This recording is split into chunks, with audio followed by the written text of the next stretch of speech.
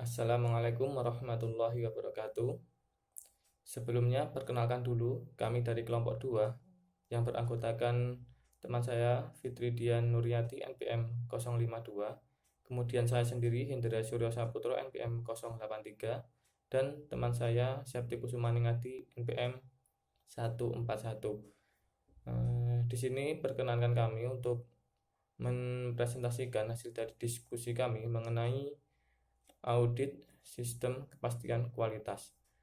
Mungkin langsung saja kita masuk ke materinya. Pada slide ini saya akan menjelaskan mengenai pengertian audit sistem kepastian kualitas. Jadi, audit sistem kepastian kualitas ini adalah salah satu bagian dari ruang lingkup audit manajemen yang merupakan suatu proses yang sistematis, mandiri, dan terrekomendasi untuk memperoleh bukti objektif dan menilainya secara objektif. Untuk menentukan sejauh mana kriteria audit telah dipenuhi, audit ini dirancang untuk menilai aktivitas, praktek, atau kebijakan perusahaan untuk menentukan apakah perusahaan memiliki kemampuan untuk memenuhi standar kualitas yang telah ditetapkan dalam operasinya. Selanjutnya, peranan audit sistem kepastian kualitas. Di sini audit sistem kepastian kualitas ini memiliki peranan penting dalam memberikan kepastian kualitas kepada pelanggan dan proses yang berlangsung di dalam perusahaan. Di sini ada beberapa pihak berkepentingan terhadap hasil audit sistem kepastian kualitas dengan berbagai kepentingan dan tujuannya. Pihak-pihak tersebut diantaranya ada perusahaan. Kenapa perusahaan? Karena perusahaan ini akan menilai seberapa mampu jajaran di bawahnya mengimplementasikan sistem manajemen kualitas yang telah ditetapkan. Kemudian ada pelanggan, ini untuk mendapatkan kepastian bahwa produk yang dikonsumsi ini telah sesuai dengan standar kualitas yang disyaratkan. Kemudian ada pemerintah, ini untuk mendapatkan kepastian bahwa produk yang dihasilkan dan dilepas ke pasar telah sesuai dengan standar kualitas yang ditetapkan pemerintah. Kemudian ada asosiasi. Kelompok ini berkepentingan terhadap audit sistem kepastian kualitas untuk mendapatkan informasi tentang bagaimana perusahaan yang menjadi anggotanya mengelola manajemen kualitasnya sehingga mampu menghasilkan produk sesuai dengan persyaratan pelanggannya. Dan terakhir, lembaga sertifikasi. Lembaga ini membutuhkan hasil audit untuk menilai kemampuan dari perusahaan dalam menerapkan sistem kepastian kualitas yang telah ditetapkan oleh lembaga sertifikasi ini. Selanjutnya mengenai tujuan dan manfaat audit. Audit ini dirancang untuk menilai aktivitas, praktek, atau kebijakan perusahaan untuk menentukan apakah perusahaan memiliki kemampuan untuk memenuhi standar kualitas yang telah ditetapkan dalam operasinya. Ini ada tujuan, ini dari ISO 10011 yang menjadi panduan dalam pelaksanaan audit sistem kepastian. Ini menyatakan tujuannya adalah menentukan ketidaksesuaian, kemudian menentukan efektivitas sistem kualitas, memberikan peluang untuk perbaikan sistem, kemudian memenuhi persyaratan peraturan, memudahkan registrasi pendaftaran sistem kualitas. Kita masuk ke slide selanjutnya mengenai meningkatkan nilai tambah organisasi melalui proses audit. Penerapan ISO 1001 sebagai standar untuk mengembangkan sistem manajemen kualitasnya terintegrasi ke dalam strategi bisnis. Ini sangat membantu pencapaian tujuan strategi bisnis perusahaan. Hal ini berarti telah terjadi peningkatan nilai tambah terhadap organisasi tersebut. Kemudian audit ini memberikan manfaat kepada 3 pihak kepentingan terhadap sistem manajemen kualitas. Itu yang pertama sertifikasi organisasi, kemudian pelanggan dan lembaga sertifikasi. Kemudian ada beberapa tips yang dapat dijadikan panduan auditor dalam melaksanakan tugas profesionalnya. Itu yang pertama adalah perencanaan audit. Di sini ada beberapa poin dalam perencanaan audit. Yang pertama, memahami harapan audit atau budaya organisasi. Kemudian yang kedua, perhatian khusus pada beberapa permasalahan. Yang ketiga, analisis risiko berdasarkan sektor industri terhadap organisasi auditi. Kemudian yang keempat, praevaluasi terhadap peraturan yang berhubungan. Yang kelima, membentuk tim audit yang berkompeten. Yang terakhir, mengalokasikan waktu yang cukup. Kemudian tips yang kedua mengenai teknik audit. Ini yang pertama, fokus pada beberapa proses dengan prosedur yang terbatas. Kemudian ingat dan pahami baik prinsip-prinsip manajemen kualitas. Kemudian gunakan pendekatan plan, do, check, act.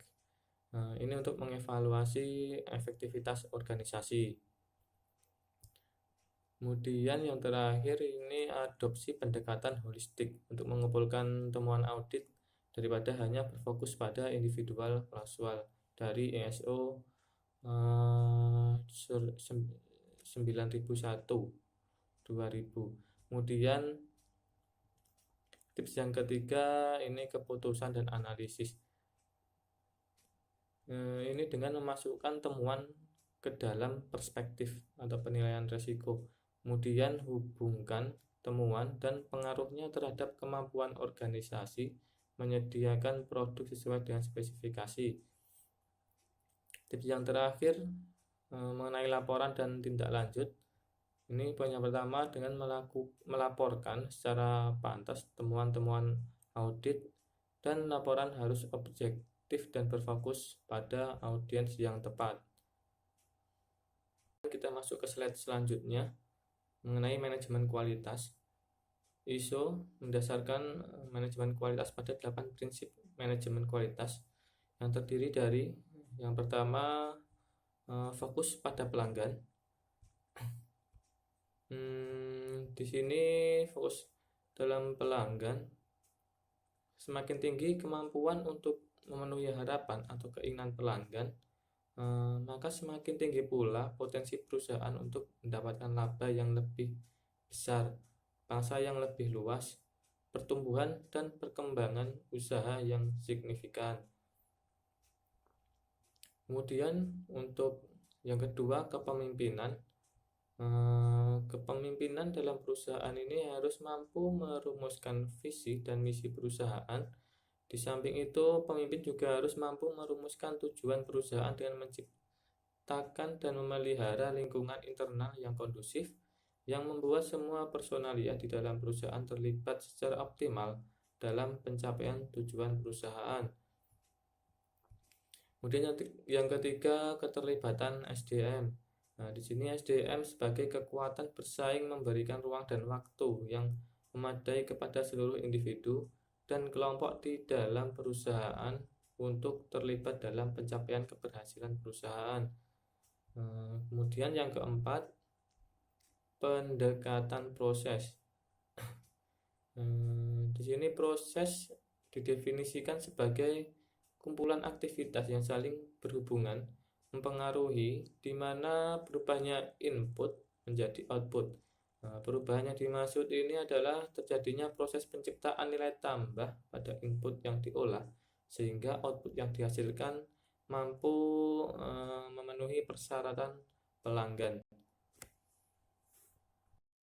Assalamualaikum warahmatullahi wabarakatuh. Saya Fitri Dian Nuryati, NPM 52, akan menjelaskan materi selanjutnya mengenai pendekatan sistem dalam manajemen. Jadi untuk pendekatan sistem terhadap manajemen ini didefinisikan sebagai pengidentifikasian pemahaman dan pengelolaan sistem dari proses yang saling terkait untuk pencapaian tujuan dan peningkatan sasaran perusahaan secara efektif dan efisien.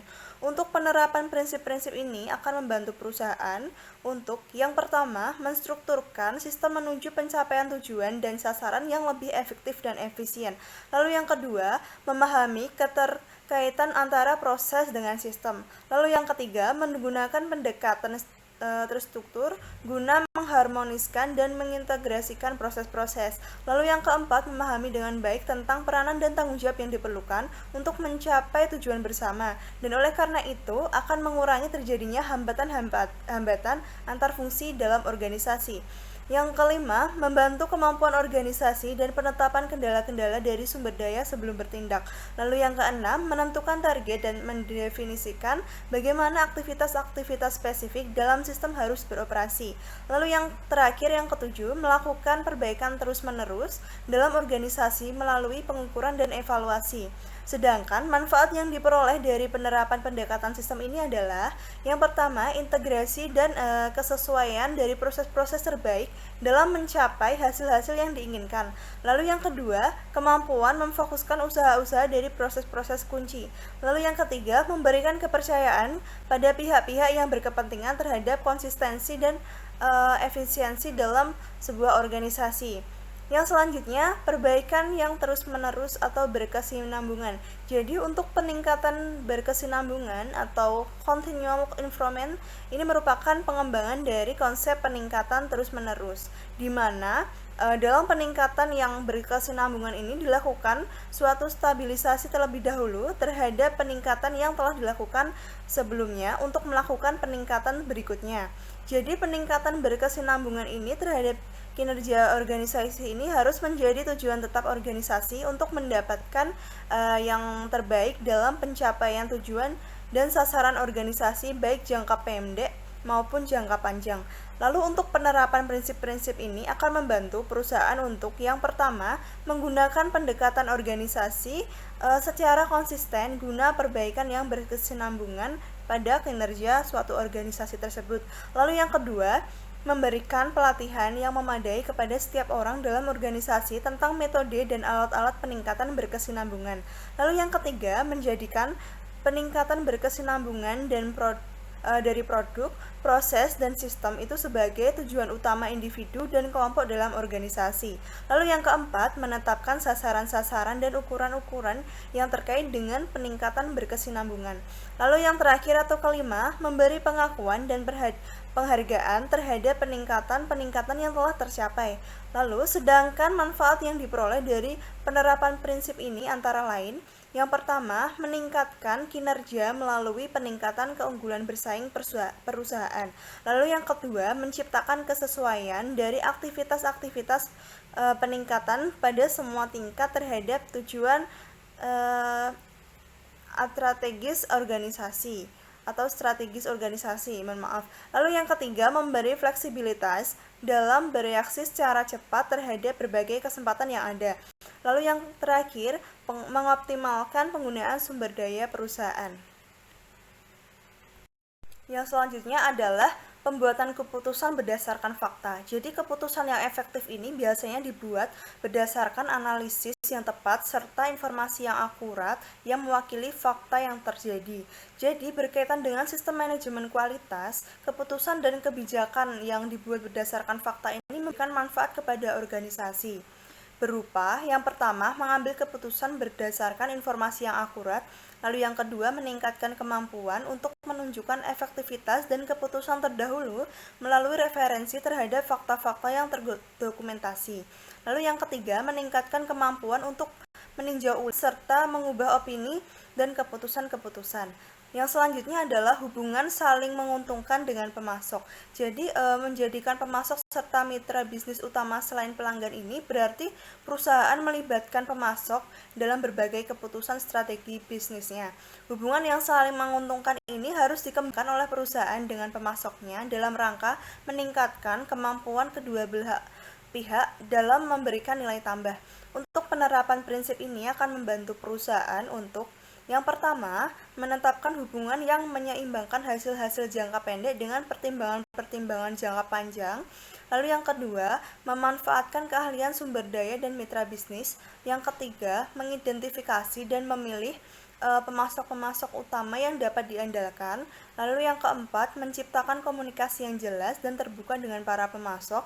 Yang kelima, membagi informasi dan rencana-rencana di masa yang mendatang. Yang keenam, menentukan pengembangan bersama dan berbagai aktivitas peningkatan yang berkesinambungan. Yang ketujuh, meningkatkan apresiasi, pengakuan, dan penghargaan terhadap peningkatan dan pencapaian oleh pemasok. Sedangkan manfaat bagi organisasi dalam penerapan prinsip ini antara lain, yang pertama, meningkatkan kemampuan untuk menciptakan nilai tambah bagi kedua belah pihak. Lalu yang kedua, meningkatkan fleksibilitas dan kecepatan bersama untuk menanggapi perubahan pasar atau kebutuhan dan harapan pelanggan. Lalu yang ketiga, mengoptimalkan biaya dan penggunaan sumber daya. Yang selanjutnya adalah langkah-langkah audit. Jadi mengadopsi model PDSA, Plan Do Study Act, yang dipopulerkan oleh Deming, audit sistem manajemen kualitas ini dapat mengikuti langkah-langkah sebagai berikut. Yang pertama, perencanaan audit. Jadi pada tahap ini auditor melakukan identifikasi terhadap tujuan atau sasaran organisasi. Pernyataan tujuan dapat mempertegas fokus audit. Mengikuti pernyataan tujuan ini, perencanaan audit dapat mengidentifikasikan 5W1H dengan keterangan siapa atau who, apa, what, di mana, where, kapan, when, mengapa, why, dan bagaimana, how, berkaitan dengan objek audit. Yang selanjutnya ada pelaksanaan audit. Jadi pelaksanaan audit ini diawali dengan suatu pertemuan pendahuluan auditor dengan berbagai pihak yang berwenang untuk membahas tentang ruang lingkup audit, tujuan, jadwal pelaksanaan, dan rancangan kertas kerja audit atau KKA. Proses audit ini diawali dengan mereview atau memeriksa proses, produk, atau sistem.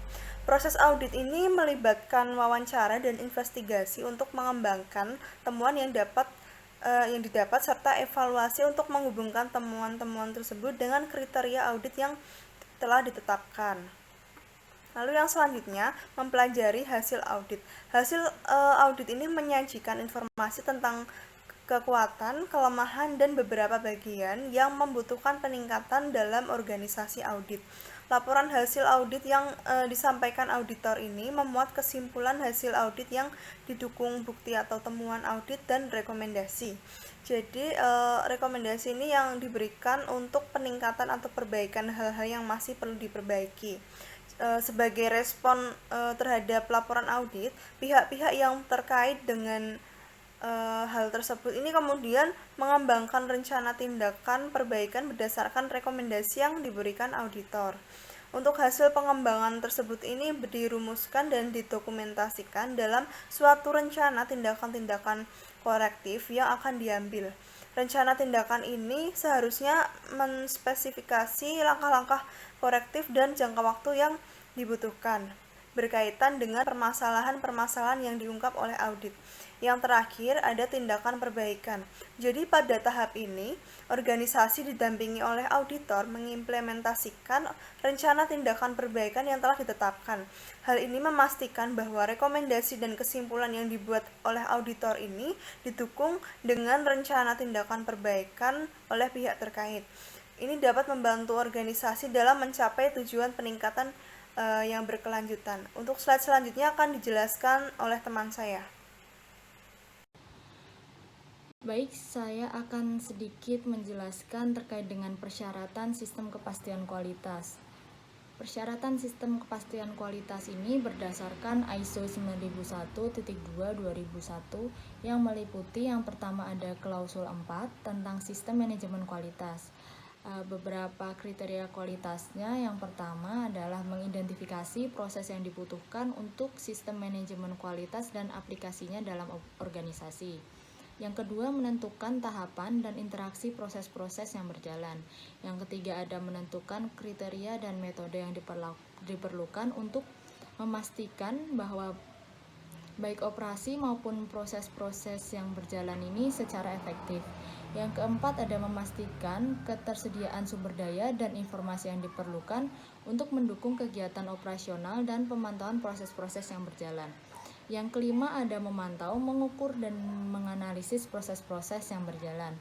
Lalu yang keenam, ada mengambil tindakan yang diperlukan agar mencapai hasil yang telah direncanakan dan melakukan peningkatan berkesinambungan terhadap proses-proses yang berjalan. Lalu pada klausul yang kelima, ada ada tentang tanggung jawab manajemen. Nah, itu meliputi yang pertama ada komitmen manajemen. Jadi manajemen puncak harus memberikan bukti dari komitmennya untuk pengembangan dan penerapan sistem manajemen kualitas serta terus-menerus meningkatkan efektivitasnya. Dan yang kedua ada fokus pada pelanggan. Jadi manajemen puncak harus memastikan bahwa persyaratan pelanggan telah ditentukan dan dipenuhi untuk mencapai kepuasan pelanggan. Lalu yang ketiga ada kebijakan kualitas. Nah, kebijakan kualitas ini merupakan maksud dan arahan secara menyeluruh suatu organisasi tentang kualitas seperti yang dinyatakan secara resmi oleh manajemen puncak. Lalu yang keempat ada perencanaan. Manajemen puncak harus merencanakan sistem manajemen kualitas dan memastikan tujuan dan sasaran kualitas yang diperlukan untuk memenuhi persyaratan produk ditetapkan pada fungsi dan tingkat yang relevan dalam organisasi. Lalu yang kelima ada tanggung jawab, wewenang, dan komunikasi. Manajemen puncak harus memastikan bahwa tanggung jawab dan wewenang ditetapkan dan dikomunikasikan dalam organisasi. Lalu yang terakhir atau yang keenam adalah tinjauan manajemen. Jadi manajemen puncak perlu meninjau sistem manajemen kualitasnya secara periodik untuk memastikan kesesuaian, kecukupan, dan efektivitas yang berkelanjutan. Lalu pada klausul yang keenam tentang manajemen sumber daya. Nah, yang pertama ada ketersediaan sumber daya. Organisasi harus menentukan dan menyediakan sumber daya yang dibutuhkan. Nah, yang pertama untuk menerapkan dan memelihara sistem manajemen kualitas dan terus-menerus mengembangkan efektivitasnya. Lalu yang kedua untuk meningkatkan kepuasan pelanggan dengan cara memenuhi persyaratan pelanggan. Lalu ada sumber daya manusia.